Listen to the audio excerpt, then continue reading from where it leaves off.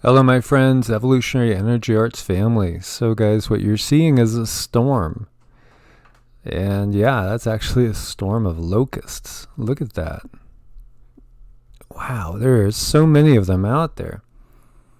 And they look huge as well.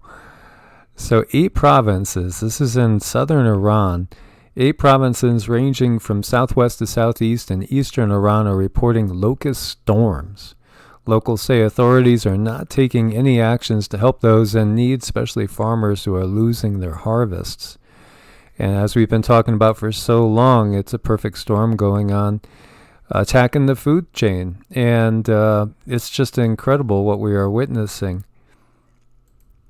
So we see physics and climate models say hurricanes should be getting stronger as the world warms. Now, observations from 4 decades of storms support that idea.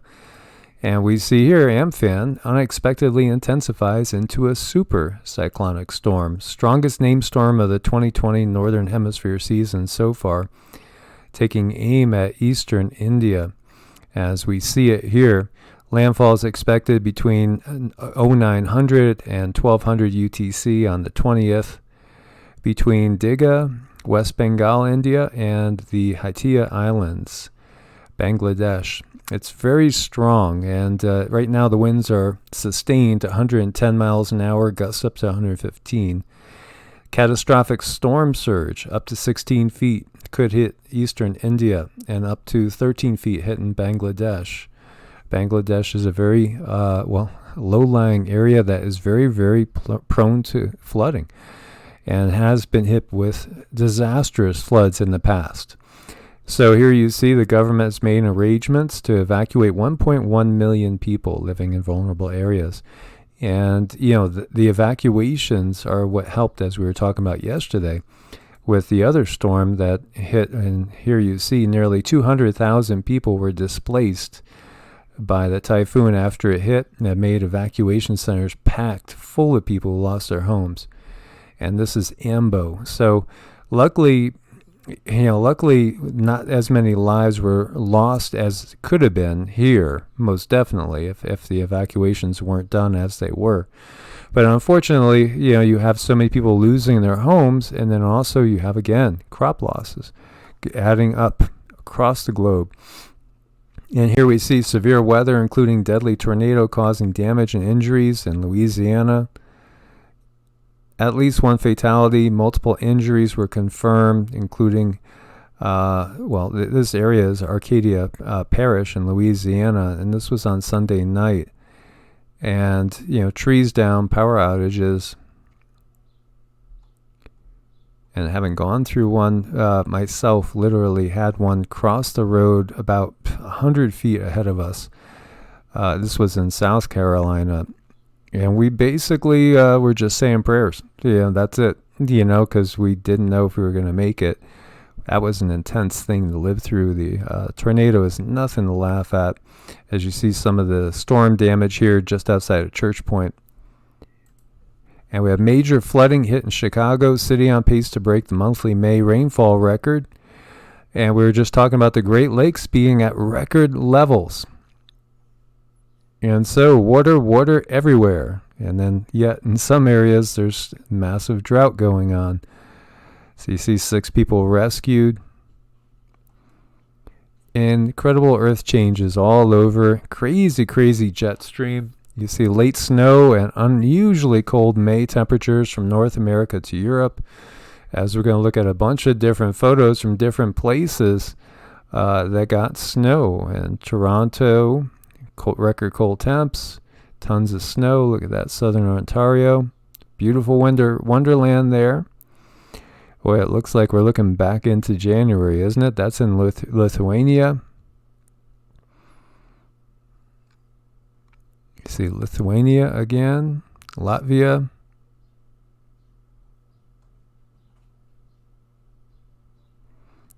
It does look beautiful, does it not? Scotland as well. Cold but beautiful. And Russia as well. So, yeah, grand solar minimum. definitely, there's a lot of things going on here. And, the magnetic pole reversal is another thing while we have these crazy swings in the jet stream.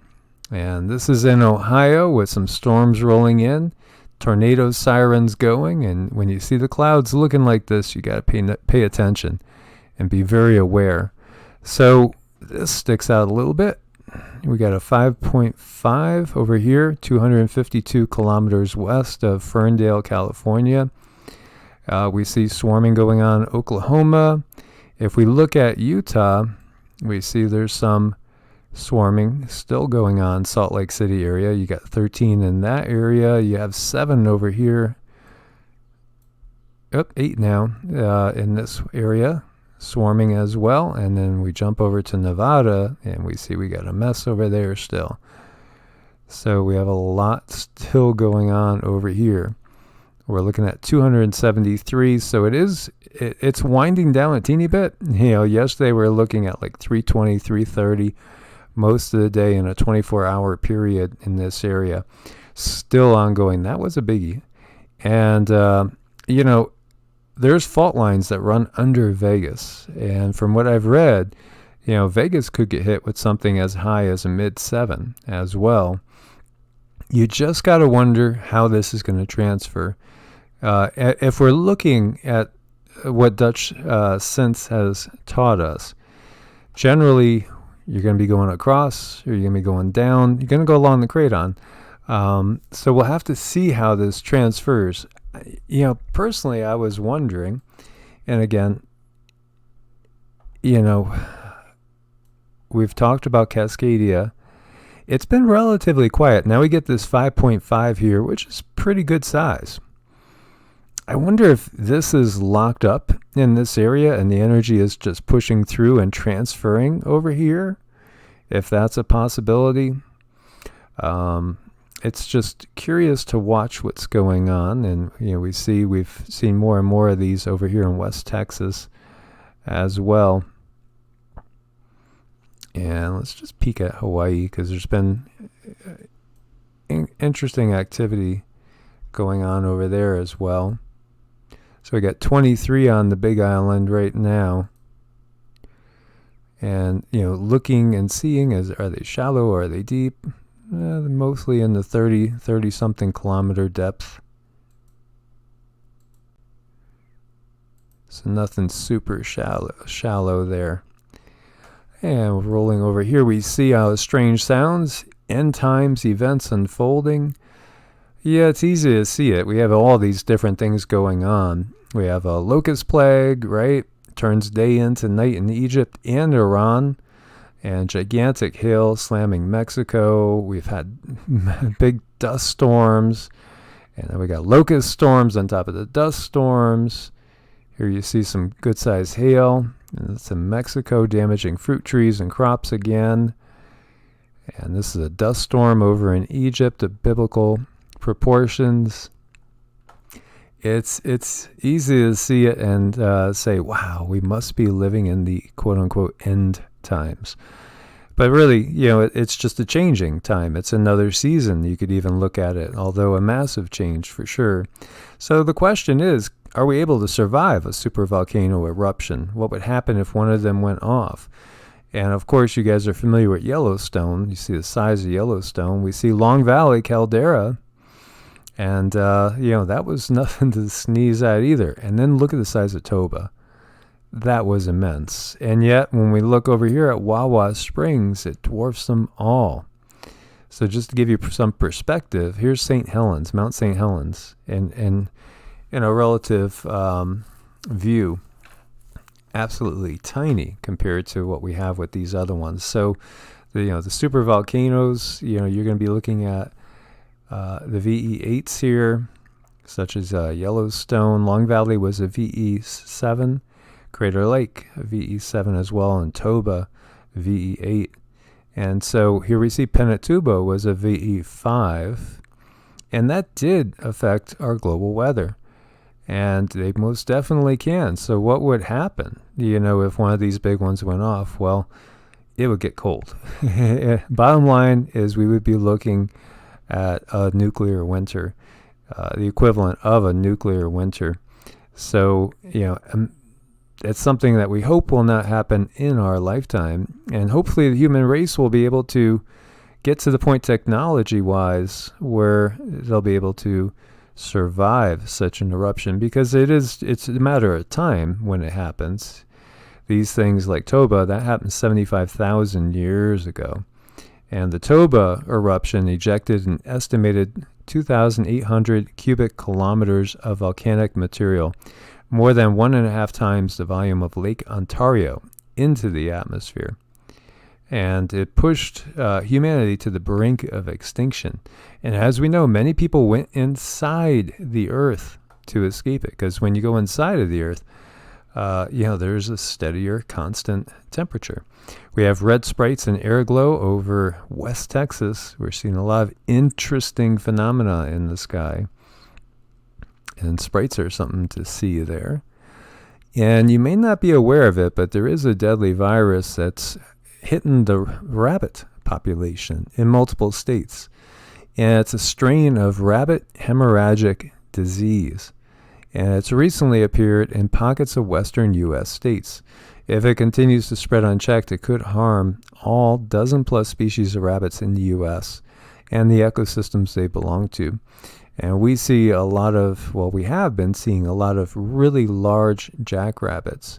Now, I've only been here in the desert maybe about almost a year now, 11 months. And honestly, it does feel like their numbers are not at what it was just a few months back. And I don't know if that's a seasonal thing or what have you. But before, we were seeing, probably see half a dozen every day. And now it's some days you don't see them, and other days you'll see one or two. So I hope it's not because of anything like this, and it's perhaps something that's just seasonal, or even, perhaps it's due to like the enormous coyote we saw the other day, and then we had some, dogs that were loose. You never know. Packs of wild dogs can most definitely lower the population of something like rabbits really quick as well in a certain area. So, this is nasty because it's a hemorrhagic fever, which is something that, many of you are familiar with Ebola. It's only hitting the rabbits, though. It hasn't spilled over into humans, thank God. And so, no risk for humans at this point, so say the authorities. And, this is something you don't see every day. It's a bear running down the street. This is in Russia. And in here, there's actually a video where you see this guy's walking along, and he's just talking on his phone. And then all of a sudden, he stops, and you see the bear come into the picture, and the bear does a quick U-E and actually goes and attacks the guy, who fends it off, and then the bear takes off down the street again. Whew. Yeah, that's an interesting night's walk. And India's superfood jackfruit goes global. And so jackfruit is a alternative meat. It can be used as an alternative meat, and I've had jackfruit tacos, which were really good. Jackfruit's kind of like, to me, it was like tofu. As many people say, like, chicken chicken could take on any flavor. Well, tofu's kind of like that, and I thought jackfruit was sort of like tofu as far as it just takes on the flavor of whatever you're using it as. So it's being touted as a superfood meat alternative, and they are massive. They are huge. They can weigh like 25, 30 pounds. And so India is the biggest producer of jackfruit, and it's growing in popularity. And it weighs on average about 11 pounds, has a waxy yellow flesh when ripe, and is eaten fresh, or it can be used to make cakes, juices, ice creams even, and crisps. When it's unripe, it's added to curries or fried, minced, and sautéed. And in the West, shredded jackfruit has become a popular alternative to pulled pork, and it can also be used as a pizza topping as well. So it's something that's climbing in popularity.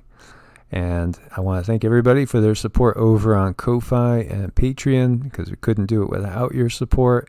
As always, everybody, be prepared out there. God bless and namaste.